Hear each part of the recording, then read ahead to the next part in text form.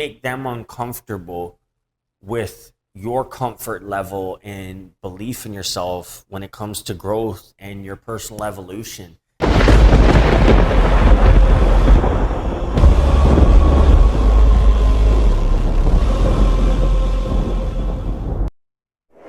Growth gang, welcome back to another growth talk.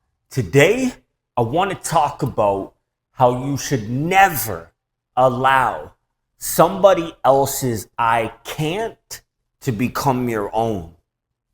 Now, what I mean by that is people are going to consciously or unconsciously force their limiting beliefs on you when you are trying to share an idea or something that you're pursuing that is outside of the realm of belief of what they believe to be capable or possible for themselves, what they believe that they're capable of and what is possible for them. And like I said, this can happen unconsciously. The best way to kill a big dream is to tell it to a small-minded person. Now, you're going to have these kind of people around you. They may actually even be your loved ones and people that you are in proximity to that you would never do away with even to achieve your most lofty goals. Now, how it is that you do this is you just need to put them in a healthy place. You just need to stop telling them things that are going to stretch their bandwidth beyond the realm of possibility for them. Therefore, they just can't get in the ring with you on it. You just can't do it. And you have to put some people in a safe place, both for you and them. You're actually just hurting people when you tell them things that you know are in the realm of possibility for you because they've been placed in your heart, but there is no reality in which that they could see that for themselves. And 9 times out of 10, now it's only 9 times out of 10 because there are select breeds that are quite different and contrary to what I'm about to say. They can't give you, they can't allow you to outdo them.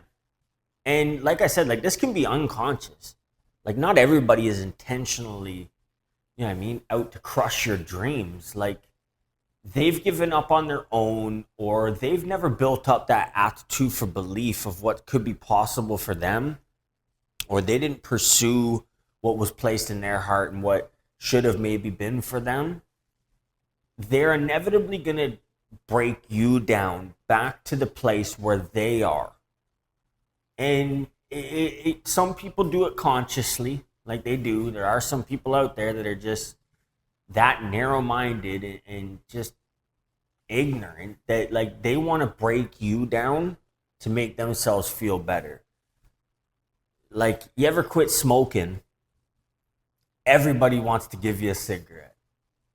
You ever know, if you've ever quit smoking, you would notice that. You know what I mean? I remember back in high school, going out to the smoke pit and stuff. I was always the guy who had bogeys, so I was always handing out cigarettes. But the day that I show up with and I didn't have one, God damned if I could bum a cigarette. I swear to God. I don't. This pack didn't come with any extras.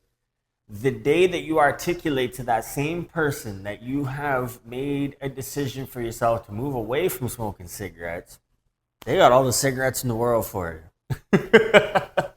Just a little metaphor. I'm not trying to get too far off topic, but that's just how it is. They have all the cigarettes in the world for you. Once you try and break that construct, they want to pull you back to where they are.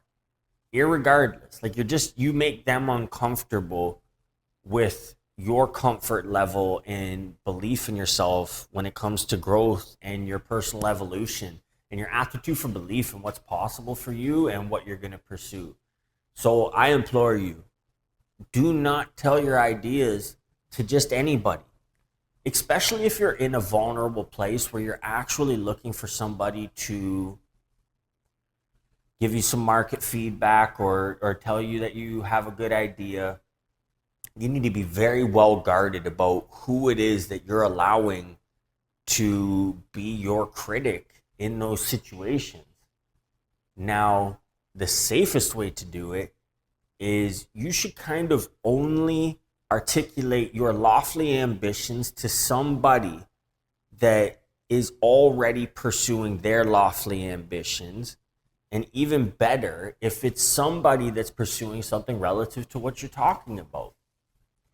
Now, people like myself who have stepped so far out of their shell and what everybody probably believed that they should have been, like, we have a different realm of belief when it comes to other people, because it's like, well, if I did something that nobody else thought was possible and like that I barely even thought that was going to be possible for me, well, I now have more of a general belief in your ability to do so.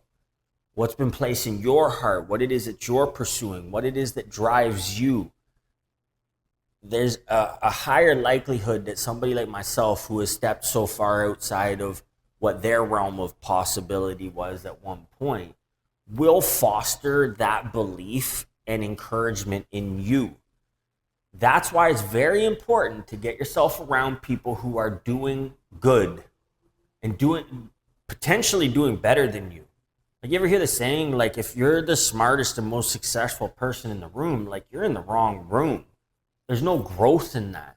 There's a lot of ego posturing in that, hanging out with small-minded people and weak people and people who could never even, you know what I mean, hold contest with you. Like, there's no growth in that. That's just ego stroking, hanging out with people, you know what I mean, smaller people, weaker people. I don't mean smaller people like physically. I mean like hanging out with people that are smaller on the scale, and it makes you feel more powerful and, you know what I mean, more grandiose. Like, that's whack, bro. Straight up. It has a time and a place, like about this much. But for the most part, your ambition should be to get into rooms and in circles where you're actually the least knowledgeable about your thing, and everybody around you should kind of be doing better than you, because it has a gravitational pull where they're going to bring you up to their level. And it can be conscious or unconscious, but like, you're going to aspire to do better when the people that you're around most are high achievers and are striving for more and doing better. It's naturally going to motivate you to level up and become that version of you. So get around people that are doing good, and make sure that you're seeking sound counsel. If you're going to articulate your idea, your vision, and what you're pursuing to another person, make sure it's the right person. Also, another thing, another little pro tip, little food for thought, like, don't, like, so many times, like I admit this. So my mom and my dad are my confidants. I talk to them about everything. I tell them everything. Now, you got to be careful with that. Like, maybe your people aren't built like you are. Maybe they aren't wired the way you are. Maybe they can't see what you can see. And maybe what it is that you want to be and what you can see in your mind's eye, they can't, because it's not for them. And that's something that's where I'm going to leave this off. Like, it's not for them.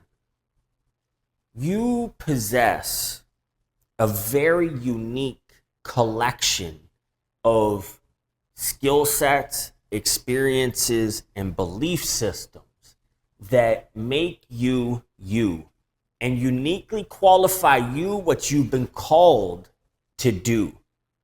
So do not ever allow somebody else's I can't to become your own. They will consciously or unconsciously force their limiting beliefs on you. Now, if you are around people who are consciously forcing their limiting beliefs on you, that's malevolent. Like, it really is. It's evil. Like, my dad literally admits to me like that he didn't have the strength and the courage to get back up when he got knocked down.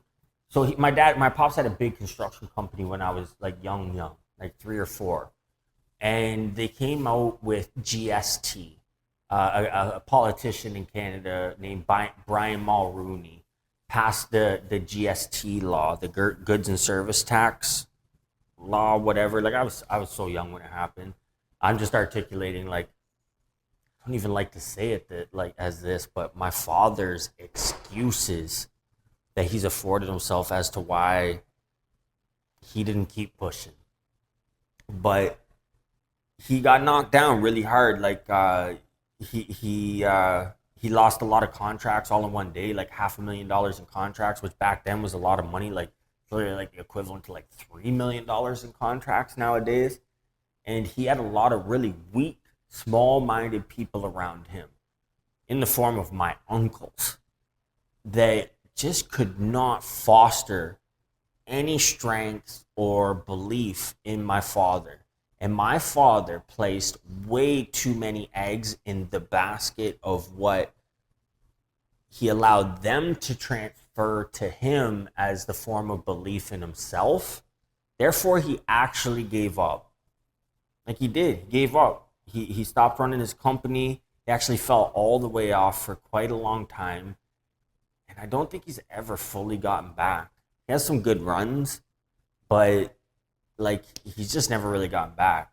And he's still to this day working his ass off as a result, because he never got to step away in like from the day-to-day working in the construction industry to be that boss where you're managing other people and profiting for your managerial skills and your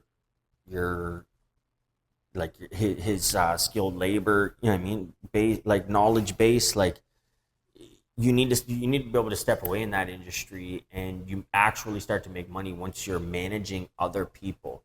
Like, if you take the nail bag off in construction, you'll make money.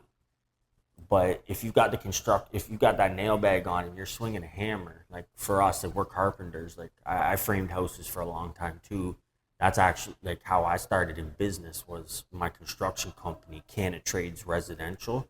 I was the youngest unionized framing contractor in the East End from 18 to 23. I was doing 150 new builds a year with Mattamy Homes and Tribute Communities. Well, it was Tribute Homes back in the day. Now it's called Tribute Communities, out in the East End of the Greater Toronto area. I was doing 150 new builds a year, like the framing contractor. So I was responsible for framing the house, the back framing, and window installation in a lot of cases, depending on the contract.